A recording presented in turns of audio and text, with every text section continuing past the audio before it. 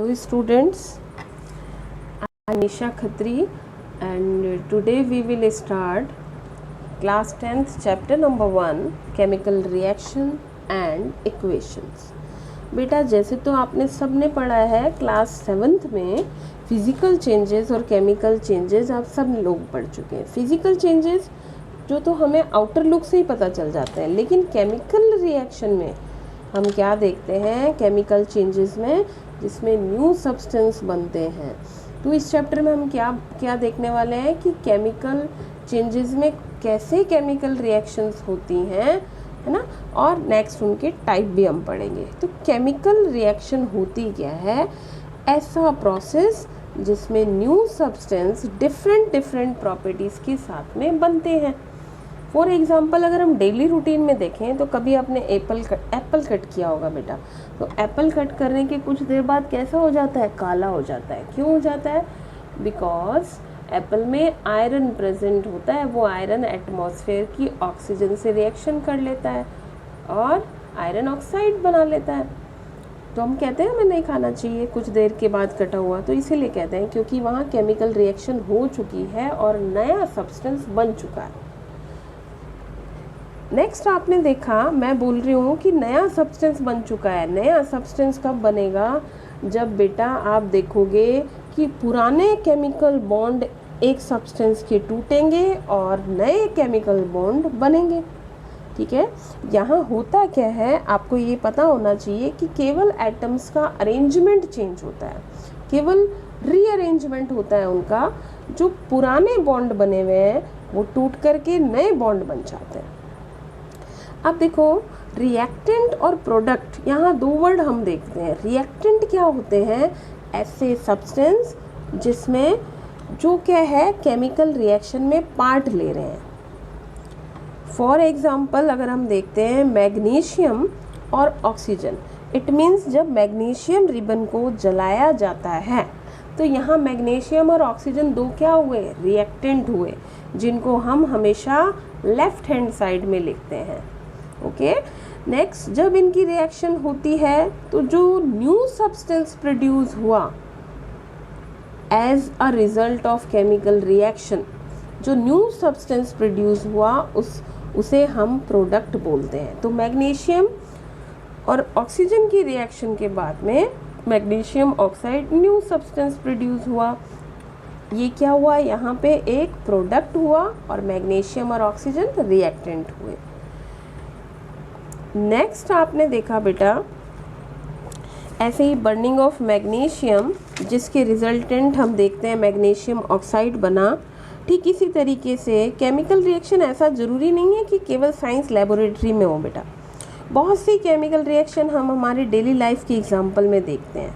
For example souring of milk, दूध का खट्टा होना। Formation of curd from milk, यानी कि दूध से दही में बदलना। कुकिंग ऑफ फूड, खाना बनाते हैं। ऐसे ही digestion of food in our body, process of respiration and rusting of iron और बर्निंग ऑफ फ्यूल। किसी भी चीज़ की बर्निंग केमिकल चेंज है बेटा।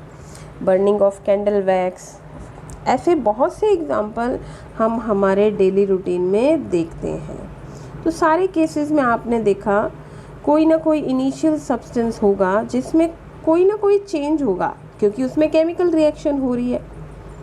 ठीक है, ऐसे ही आपने देखा है जो फ्रूट्स हैं उनकी राइपनिंग भी होती है। राइपनिंग यानी कि पकना। जब फल भी पकते हैं तो उसमें भी कोई ना कोई केमिकल चेंज होता है। नाउ आपको पता है एक केमिकल रिएक्शन में जो सब्सटेंस हम जिन सब्सटेंस से न्यू सब्सटेंस बनने वाले हैं उनको हम रिएक्टेंट कहेंगे, है ना। ऐसे ही केमिकल रिएक्शन में कुछ कैरेक्टर्स से ही हमें पता चल जाता है कि ये केमिकल रिएक्शन इसमें हुई है या नहीं हुई है। ऐसे ही कुछ इम्पॉर्टेंट कैरेक्टर्स जो हैं वो हम इसमें देखेंगे। तो फर्स्ट है evolution of a gas. Evolution of a gas में हम जैसे देखते हैं, first you have to take some zinc granule in a flask, add some dilute sulfuric acid over the zinc granule. We will see the bubbles of hydrogen gas gas. If we touch the conical flask with our hand, we will find that it is somewhat hot.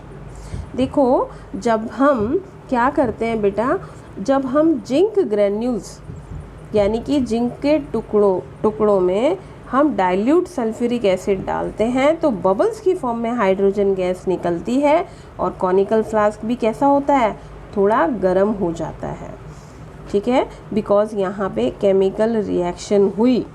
ऐसे ही एक और example लेते हैं, जब sodium carbonate और dilute hydrochloric acid के बीच में reaction हुई तो कार्बन डाइऑक्साइड गैस निकली। तो इन दोनों ही एग्जांपल्स में हमने देखा कि क्या हुआ, एक गैस निकल रही है, तो ये गैस निकलती हुई हमें शो होगी, इट मीन्स यहाँ कोई ना कोई केमिकल रिएक्शन हुई है। नेक्स्ट कैरेक्टर हम केमिकल रिएक्शंस का देखते हैं, चेंज इन कलर, यानी कि कुछ रिएक्शंस में कलर चेंज होता है। Some chemical reaction are characterized by a change in colour.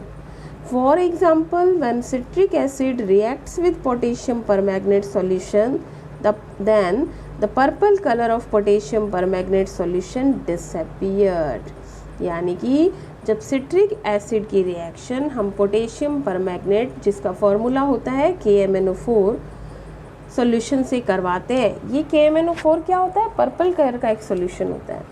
जैसे ही सिट्रिक एसिड डाला जाता है, या सिट्रिक एसिड किस में होता है, लेमन जूस में भी होता है, तो लेमन जूस जैसे ही उसमें हम डालेंगे तो क्या हो जाएगा, कलर लेस हो जाएगा, यानी कि उसका जो पर्पल कलर है वो चला जाएगा, यानी कि इस रिएक्शन में कलर चेंज हुआ।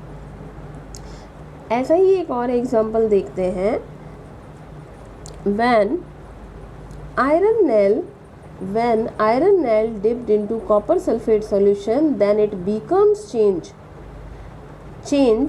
pale green in color।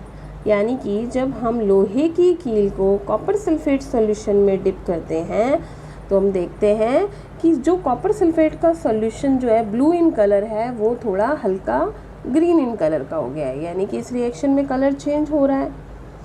ऐसे ही आपने कलर चेंज का बहुत कॉमन एग्जांपल देखा है, formation of brown rust on black iron nail. अब आपने रस्टिंग की प्रोसेस देखा है, अगर लोहे की कील पे जंग लग गई है तो ब्राउन इन कलर होगी वो भी। इसमें आयरन की रिएक्शन ऑक्सीजन एटमॉस्फेयर की ऑक्सीजन के साथ में प्लस ह्यूमिडिटी या वाटर के साथ में होती है और आयरन ऑक्साइड फॉर्म हो जाता है, जिसे हम रस्ट कहते हैं। ओके, तो दस द केमिकल रिएक्शन। इसी तरीके से एक और रिएक्शन है जिसमें हम सल्फर डाइऑक्साइड गैस को पोटेशियम डाइक्रोमेट के सॉल्यूशन में जैसे ही डालते हैं तो आप देखोगे उसका जो ऑरेंज कलर है वो ग्रीन कलर में चेंज हो जाता है। तो केमिकल रिएक्शन में हम यही देख रहे हैं कि कलर भी चेंज हो सकता है। अब हम नेक्स्ट देखते हैं, कुछ केमिकल रिएक्शंस में स्टेट चेंज भी हो सकती है। You know, matter exist in mainly 3 states, solid, liquid and gas. यानी कि केमिकल रिएक्शन में कई बार रिएक्टेंट अगर सॉलिड में है तो प्रोडक्ट लिक्विड में भी हो सकते हैं, प्रोडक्ट गैस भी हो सकता है, यानी कि स्टेट चेंज हो रही है किसी भी चीज़ की, किसी भी केमिकल रिएक्शन में। तो ऐसा ही एक बहुत कॉमन एग्जांपल आप सबने देखा है, जब एक कैंडल जलती है तो आप देख सकते हैं कि जैसे ही वो जलेगी तो जो सॉलिड कैंडल है वो लिक्विड और गैस में कन्वर्ट हो जाएगी। आपको पता है, because wax is a solid, water formed by the combustion of wax is a liquid at room temperature, whereas carbon dioxide produced by the combustion of wax is a gas। यानी कि हम देखते हैं कि जैसे ही हम कैंडल की wax को जलाते हैं तो वो तो सॉलिड थी, लेकिन वो किस में कन्वर्ट हो गई, लिक्विड में कन्वर्ट हो गई प्लस गैस में कन्वर्ट हो गई। तो ये भी बहुत अच्छा एग्जाम्पल है। ऐसा ही एक स्टेट चेंज का कॉमन एग्जाम्पल हमने देखा पहले ही, मैग्नीशियम रिबन की बर्निंग। मैग्नीशियम रिबन सॉलिड है, जैसे ही इसे जलाया तो ये किस में कन्वर्ट हो गया, मैग्नीशियम ऑक्साइड में कन्वर्ट हो गया, जो क्या है, एक राख यानी कि एक सॉलिड की फॉर्म में मिलती है हमें। तो यहाँ पे solid plus gas is equal to the solid ही बना, सॉलिड बना यानी कि स्टेट चेंज हो गई। ऐसा ही एक एग्जाम्पल हम देखते हैं, जब जिंक के कुछ टुकड़ों को हमने हाइड्रोक्लोरिक एसिड में डाला तो देखेंगे कि जिंक सल्फेट के लिक्विड में से क्या बना, एक गैस बनी। तो यहाँ पे भी स्टेट चेंज हो रही है, यानी कि कुछ केमिकल इक्वेशंस में स्टेट चेंज होती हुई हमें साफ दिखाई देगी। ओके, नाउ बेटा हमने देखा कुछ केमिकल इक्वेशंस जब होती हैं तो जब हम कंटेनर को टच करके देखें तो या तो कई बार वो बहुत गर्म हो जाएगा या बहुत ठंडा हो जाएगा। ऐसा क्यों होगा? क्योंकि या तो केमिकल रिएक्शन के दौरान उनमें टेम्परेचर बहुत ज़्यादा हुआ उनका, या बहुत कम हुआ है टेम्परेचर। तो चेंज इन टेम्परेचर भी हम कुछ केमिकल रिएक्शंस में देखते हैं, और ज़्यादातर केमिकल रिएक्शंस में टेम्परेचर इंक्रीज़ या डिक्रीज़ हो सकता है, होता है। ऐसा ही बहुत कॉमन एग्जांपल, पहले टाइम में जब घर पे पेंट करते थे तो कली किया करते थे, तो उस कली में क्या है बेटा, कैल्शियम ऑक्साइड, जिसे हम बोलते हैं क्विकलाइम, हिंदी में बोलते हैं बिना बुझा चूना। अब इस क्विकलाइम की रिएक्शन या इस क्विकलाइम में या बिना बुझा चूने में जैसे ही पानी डालेंगे, वाटर डालेंगे, तो किस में कन्वर्ट हो जाएगा, बुझा हुआ चूना यानी कि स्लैक्ड लाइम में कन्वर्ट हो जाएगा, and there chemical name is calcium hydroxide. और इसी के साथ क्या निकलती है, बहुत सारी हीट निकलती है, और कई बार तो जिस कंटेनर में हमने डाला है पानी और चूना तो वो कंटेनर ही फट जाता है। क्यों होता है ऐसा? बिकॉज कुछ रिएक्शंस में हीट निकलती है, और जिन रिएक्शंस में हीट निकलती है उन रिएक्शंस को हम एक्सोथर्मिक रिएक्शन कहते हैं। तो हम आगे भी रीड करेंगे टाइप्स ऑफ केमिकल रिएक्शन में कुछ रिएक्शंस एक्सोथर्मिक होती हैं और कुछ एंडोथर्मिक, यानी कि कुछ रिएक्शंस में तो हमें हीट देनी पड़ती है और कुछ में निकलती है। ठीक है, तो ऐसे ही एक एग्जांपल देखते हैं, जैसा if a reaction between barium hydroxide and ammonium chloride is carried out in a test tube, it is observed that bottom of test tube become cooler। यानी कि अगर बैरियम हाइड्रोक्साइड और ammonium chloride, barium hydroxide BaOH2 और ammonium chloride NH4Cl के बीच में reaction होती है, तो उनके अगर उस टेस्ट ट्यूब के बॉटम को हाथ लगाएं तो वो कैसा लगेगा, ठंडा। यानी कि इस रिएक्शन में हीट क्या है, ली गई है, तो लेंगे तो टेम्परेचर डिक्रीज हो जाएगा, इसीलिए हमें टेस्ट ट्यूब ठंडी लगेगी। ओके, तो ऐसे ही और एग्जांपल अगर हम देखते हैं, और एग्जांपल में हम देखते हैं तो जिंक, जैसे ही जिंक ग्रेन्यूल, हमने जो पहले रिएक्शन पढ़ी, जिंक के टुकड़ों को अगर हम डाइल्यूट सल्फ्यूरिक एसिड में डालते हैं तो हाइड्रोजन गैस प्रोड्यूस होती है। और इस कॉनिकल फ्लास्क को अगर हमने टच करके देखा तो हम क्या देखेंगे कि ये बहुत गर्म दिख रहा है, हमें वार्म लग रहा है।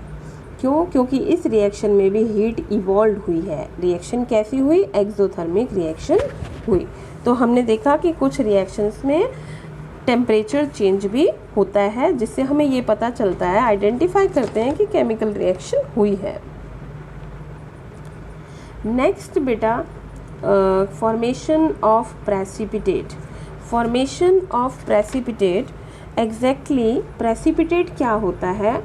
एक ऐसा सॉलिड प्रोडक्ट जो हम केमिकल रिएक्शन के दौरान जो है वो हमें सॉल्यूशन में बिल्कुल सेपरेट दिखाई देता है, उसे हम प्रेसिपिटेट बोलते हैं।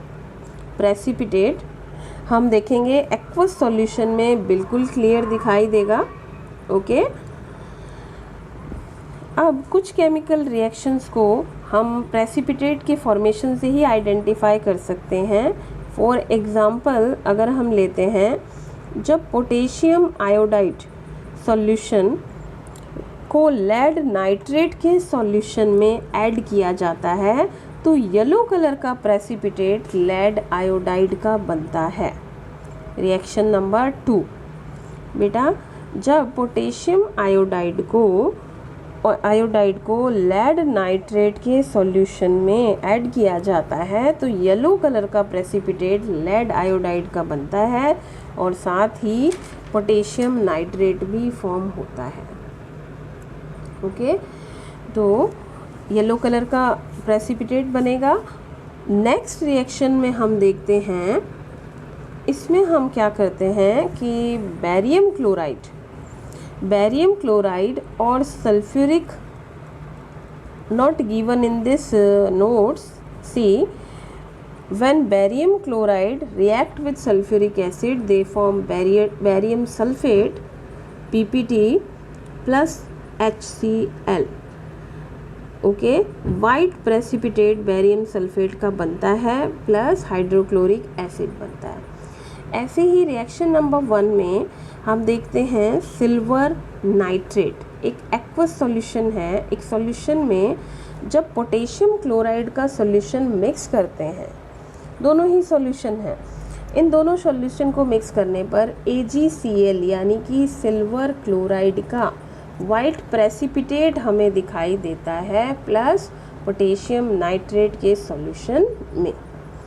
अब हमने जैसा देखा कि ये कुछ केमिकल इक्वेशंस में टेम्परेचर चेंज हुआ, कुछ में स्टेट चेंज हुई, कुछ में कोई गैस निकल रही है या कोई पीपीटी या प्रेसिपिटेट बन रहा है, तो इससे हमें ये पता चलता है कि इन सभी सब्सटेंसेस के अंदर एक न्यू प्रोडक्ट फॉर्म हो रहा है या केमिकल रिएक्शन हुई है, तभी तो न्यू प्रोडक्ट बनेगा। और न्यू प्रोडक्ट कब बनता है? जब इन सब्सटेंसेस के बीच के ओल्ड बॉन्ड्स टूट जाएंगे और नए बॉन्ड फॉर्म हो जाएंगे। तो ये हमें ध्यान रखना है। आपको ये भी पता होना चाहिए जितने रिएक्टेंट्स में एटम्स होते हैं उतने ही प्रोडक्ट्स में एटम्स होते हैं। क्यों होता है ये हम हमारे नेक्स्ट वीडियो में देखेंगे, जिसमें हम 2 नियम को पढ़ेंगे। 2 रूल्स के अकॉर्डिंग कभी भी रिएक्शंस में रिएक्टेंट और प्रोडक्ट के एटम्स के बीच में नंबर्स में डिफरेंस नहीं होता। वो क्यों नहीं होता वो हम हमारे नेक्स्ट वीडियो में देखेंगे।